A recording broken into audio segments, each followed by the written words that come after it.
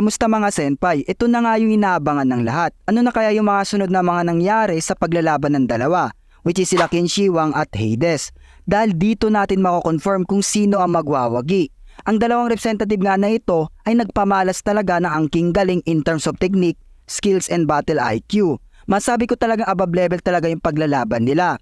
Pero nakakalungkot lang ay isa lang ang pwedeng hirangin magwawagi sa pagdeduelo na ito. Ngayon na i-full review natin ay patungkol sa chapter 64 na pinamagatang The Return of King. Kaya mag-ready na kayo dahil nakakalungkot ang chapter na ito. So bago nga tayo mag-umpisa, unting recap muna tayo sa previous chapter. Napakita nga sa nakaraan chapter yung pagkawasak ng divine weapon ni Qin Shi Huang. Dahil nga sa atake na ito ay naapektuhan rin ng Valkyrie na si Albiter. Pero this time ay nilabas na ni Albiter ang huling alas nila na nagawang padaluin sa kamay ni Qin Shi Huang ang lahat ng aura. Then nag-transform ito bilang isang one-handed sword. Nagulat nga ang lahat ng Valkyrie na kapatid ni Albiter sa dahilan ng hindi nila ito inaasahan. Dahil si Albiter nga daw ay kinikilalang specialist sa depensa at bigla na lang nag-transform sa isang offensive tools which is isang espada. Ginamit nga ni Qin Shi Huang ito para may pagsabayan sa hari ng Netherworld. Pero hindi pa rin sila nagtagumpay at nagawa pa nga ni Hades maputol ang kaliwang braso ni Qin Shi Huang sa sabayan nilang pag-atake. Sa paninimula ng chapter na ito ay masisilayan natin ang hari ng mga tao na muling tumayo at wala talaga siyang pake kahit napaka-fatal na yung mga natamo niyang sugat sa atake ng hari ng Helm. Mapapansin natin sa panel na ito ay chinicheer si Qin Shi Huang ng mga mortal. Ayon pa nga sa kanila na wag daw magpapadaig si Qin Shi sa god na si Hades dahil para sa kanila mga kaibigan ay may pag-asa ang hari ng mga tao. Narinig nga ni Qin Shi ang mga sinabi ng mga mortal na nagtitiwala sa kanyang kakayahan. Nagbigay daan nga ito para sa hari ng mga tao upang mabuksan ang kanyang isipan at mag-focus sa pinaka-main goal niya, kundi ang pagbibigay ng kalayaan sa lahat. Ito nga yung binitawan niyang pangako sa kanyang naging parang tinuturing na nakakatandang kapatid na si Chunyan. Na-achieve niya nga ito, yung maging isang emperor at pag-isahin ng 7 state na naglalaban at ginawang iisang bansa na tinatawag ngayon na China. Pero this time, ang maging isang representative ng mga mortal laban sa mga gods ay isang napakalaking hamon sa hari ng mga tao, lalo't pa nakasalalay yung kaligtasan ng mga mortal sa nagaganap na paglalaban na ito. We all know naman na against si Qin Shi Huang sa kahit sinong pumipigil sa kasiyahan at kalayaan ng mga tao, kaya ganun na lang siya kapursiging manalo. Dahil pasan-pasan niya ang kapalaran nilang mga mortal laban sa mga gods. Naghahanda na nga muli ang dalawang magkatunggali sa muli nilang sabayang pag-atake. Makikita nga natin yung ngiti sa dalawang hari na ito. Sa dahilan ng nasatisfy talaga sila sa paglalaban. All throughout ay nire-recognize nga ni Hades yung strength and capabilities ni Qin Shi Huang. Dahil hindi niya inaasahan na isang mortal lang pala ang magbibigay sa kanya ng ganitong napaka-intense na pagdiduelo. Kaya malaki ang respeto ng hari ng Helm kay Qin Shi Huang. Winika nga nakasama ni Okita Soji na malabo na nga daw manalo ang hari ng mga tao.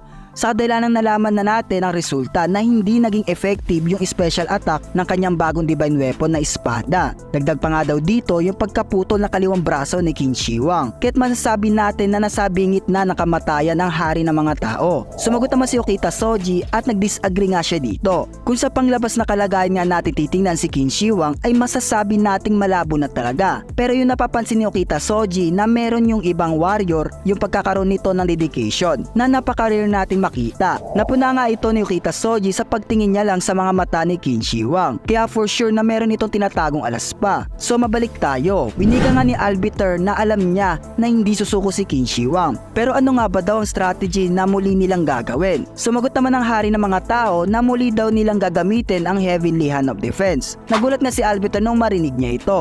Dahil nga mga senpai yung current situation nila at pagkaputo ng kaliwang braso ni Qin Shi Huang ay mahirap na i-perform ang ganitong technique. Lalo't ang kanang kamay niya pa ay may hawak-hawak na divine weapon. Kaya napaka-imposible talaga. Pero yung naging sagot nga ni Qin Shi Huang ay magtiwala nga daw si Albiter dahil isa nga daw siyang hari. At doon nga mga senpai ay hindi na muling nagtanong si Albiter at nagtiwala na lang kay Qin Shi Huang. Kung mapapansin nga natin ay unting-unting nagliliwanag ang espada ni Qin Shi Huang. Natuwa nga si Hades sa kanyang nakikita. Dahil hindi niya nakita ng hari ng mga tao na mawala ng pag-asa kundi ay lalong nag-uumapaw ang dedikasyon nito. Kaya malugod niya itong sasabayan sa gagawin nitong pag-atake. Nagmistulang tahimik nga ang buong arena at nagiging mas intense na dahil ang huling atake na ito ay malalaman na natin kung sino ang magwawagi sa 7th round na Ragnarok. Naghihintay nga ang lahat ng mga manonood kung sino ang unang aatake. Then ayun na nga mga senpai, unang umatake ang hari ng Helem. Tinatawag niya nga ang kanyang atake na Ichor Eos, ang attack na nagpo-focus sa center point at ang pinakamabilis na atake ni Hades. Papalapit na nga ito kay Qin Shi Huang. Kung mapapansin nga natin sa panel na ito na naghihintay lang talaga ang hari ng mga tao na unang lumusob si Hades. Sumigaw nga si Gold na iwasan daw ni Qin Shi Huang ang atake ni Hades dahil nga mga kaibigan na ito yung pinaka-powerful na attack ni Hades. Gamit ang vident niya na nagkaroon pa ng enhanced dahil sa dugo niya na tinatawag na Pluto. Kaya for sure kung same attack lang yung gagawin ni Qin Shi Huang katulad na nakaraang chapter ay malabo talagang manalo siya dito. Maulit lang yung pangyayari at ito pa yung magiging sanhi ng kanyang katapusan. Pero ayun na nga mga senpai, nagdikita ng mga sandata nila at ang nakakapagtaka pa dito, hindi yung offensive attack yung isinagawa ni Qin Shi Huang na tinatawag na Shi Huang Yangkat. Bagkos ang ginamit niya na sinabi niya pa kay Albiter lately ay ang Heavenly Hand of Defense. Bali dito sa panel mga kaibigan ay hindi mismo ang kamay ni Qin Shi Huang ang ginamit niya para i-perform ito, kundi ang kanyang divine weapon na espada. Yes, espada. Mapapansin naman natin ito dahil nagkaroon na parang isang malaking bilog na barrier yung dulo ng espada ni Qin Shi Huang. Na same kung papaano rin ito actual na nagagamit ni Qin Shi Huang gamit ang kanyang kamay na nagre-release rin ng barrier. Nagulat nga ang mga manonood na mortal sa isinagawa ni Qin Shi Huang dahil para sa kanila ay mahirap daw ito ma-deflect na malaki yung posibilidad na mag-crash si Qin Shi Huang sa sobrang lakas nga na atake ni Hades ay nagagawa na nga nito makapasok sa barrier na ginawa ni Qin Shi Huang. Kaya tatakot na yung ibang manonood kung ito na ba daw ang katapusan ni Qin Shi Huang. Pero this time mga senpai sa hindi inaasahan ay muling nag-release ng puff air ang hari ng mga tao na dahil nga ay nagawa niyang magamit ang Heavenly Hand of Defense gamit ang kanyang espada at mapahinto si Hades kahit ilang segundo lamang ay malaya siyang patamaan ito muli. Pero ngayon mga senpai, hindi na mismo sa parteng katawan ni Hades niya ito papatamaan, kung hindi sa mismo sandata na ni Hades na vident.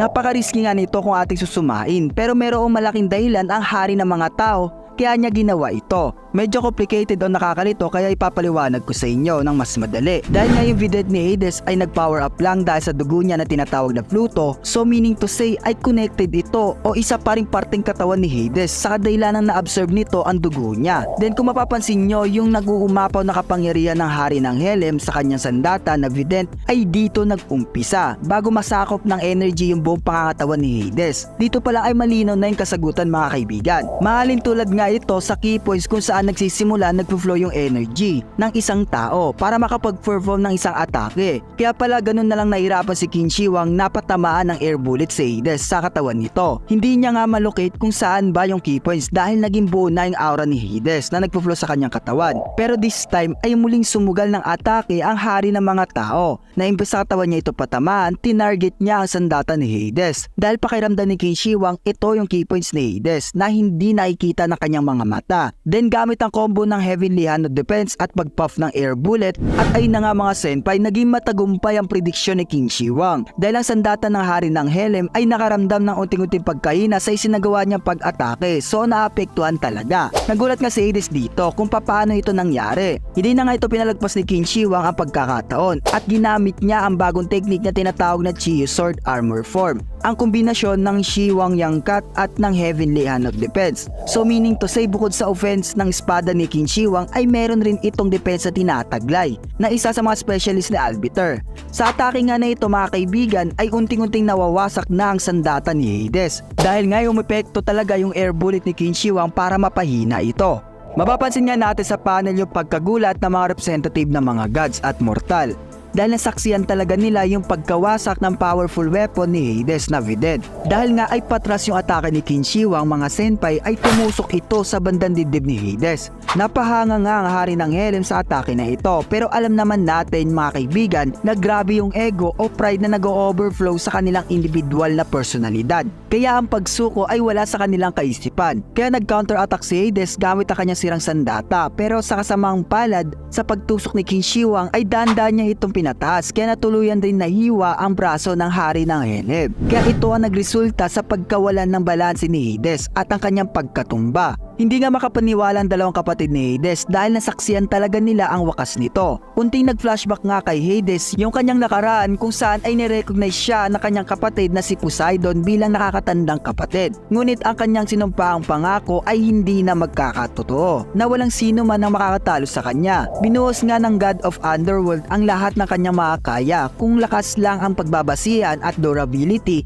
ay nakakalamang talaga si Hades sa lahat ng aspect. Sadyang na-outplay lang siya ng hari ng mga tao gamit ang kombinasyon ng air bullet, Chiwang Yangkat at ng heavenly hand of defense. Pero imagine kung ibang representative na mga mortal ang tinapat kay Hades at raw strength lang ang labanat at fighting skills. May kalalagyan talaga, kaya Goosebump kahit sa huling hininga niya ay never siyang nakitaan ng pagsuko at buong lakas na lubaban pa rin para sa kanyang minamahal na mga kapatid. Tumagal ang paglalaban ng dalawa ng 12 minutes and 57 seconds at ang hinirang na nagwagi ay walang iba kundi ang hari ng mga tao na si Qin Shi Huang, ang emperor ng China. Nagpasalamat nga si Qin Shi Huang kay Hades sa magandang paglalaban. Napaka-grateful nga namang makaharap ang God of Underworld. Nasatisfy naman si Hades sa kanyang pagkabigo dahil ang nakatalo sa kanya ay isang hari na mas malakas pa. Isa lang talaga yung nire-regret ng hari ng Elim, kundi yung paghihiganti sana sa kanyang namayapang kapatid na si Poseidon na hindi niya na magagawa, at doon magwawakas ang chapter 64 ng Record of Ragnarok.